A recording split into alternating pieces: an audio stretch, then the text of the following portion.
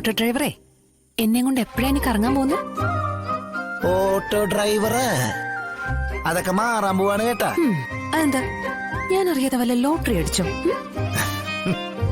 എനിക്കടിച്ച ലോട്ടറിയും കൊണ്ടേ ഞാനിപ്പോ ഉലകം ചുറ്റി വന്നതേ ഉള്ളൂ. നീയല്ലേടി എനിക്ക് കിട്ടിയ ബമ്പർ പ്രൈസ്.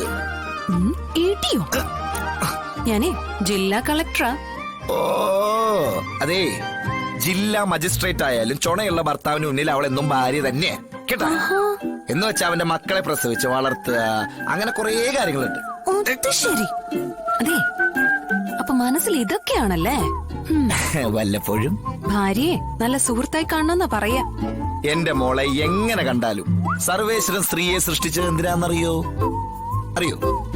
ഭർത്താവ് പറയുന്ന അനുസരിച്ച് അവന്റെ ചൊൽപ്പിടിക്കൊക്കെ ഇങ്ങനെ നിന്ന് അവനെങ്ങനെ സ്നേഹിച്ച് കുടുംബം നിലനിർത്തി കൊണ്ടുപോവാ.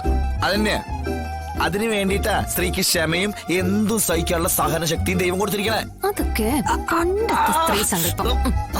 ഇന്നങ്ങനല്ല. ഇന്നേ സ്ത്രീ പുരുഷനേക്കാൾ ഉയർന്ന പോസ്റ്റിൽ ജോലി ചെയ്തു വരുന്നു. പുരുഷനെ ശാസിക്കുന്നു. പുരുഷൻ ചെയ്യുന്നതിനേക്കാൾ പല കാര്യങ്ങളും ചെയ്യുന്നു. അങ്ങനെ എല്ലാ മേഖലകളിലും സ്ത്രീ തന്റെ സാന്നിധ്യം അറിയിക്കുന്നു. അപ്പൊ പിന്നെ നിങ്ങൾ ഈ പറയുന്ന വേദാന്തമൊന്നും ഇപ്പോഴത്തെ സ്ത്രീകളെടുത്ത് ചെലവാവില്ല മോനെ. ഓഹോ. അതെ, തെങ്ങില് വരെ സ്ത്രീകൾ കയറി തുടങ്ങി. പിന്നെ ബഹിരാകാശ യാത്ര, അതും മാസങ്ങളോളം അവിടെ. എന്തൊക്കെ ഉദാഹരണങ്ങൾ വേണം? ഒന്നും വേണ്ട, സമ്മതിച്ചു. ഇനി അതും പറഞ്ഞിട്ട് എന്റെ തലയിൽ കയറണ്ട. ഞാൻ വെറുതെ പറഞ്ഞതാ.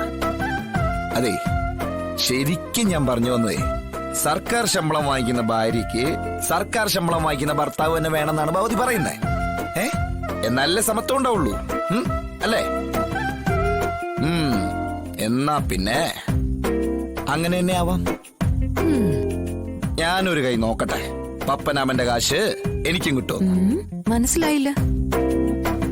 എടോ, പത്മനാഭന്റെ കാശ്, അതായത് സർക്കാർ ശമ്പളം വാങ്ങിക്കുന്ന പണി എനിക്കും കിട്ടുമോന്ന് നോക്കട്ടേന്ന്. ഓ, പിന്നെ ഇപ്പൊ അങ്ങോട്ട് ചെന്നാ മതി. അതിനൊക്കെ കുറെ കടമ്പകളുണ്ട് മോനെ. ആ കടമകളൊക്കെ ഞാൻ ചാടി കിടക്കാൻ പറ്റുമെന്നൊന്ന് നോക്കട്ടെ മോളെ. കേട്ടാ? അതിലെന്തോ ഉണ്ടല്ലോ.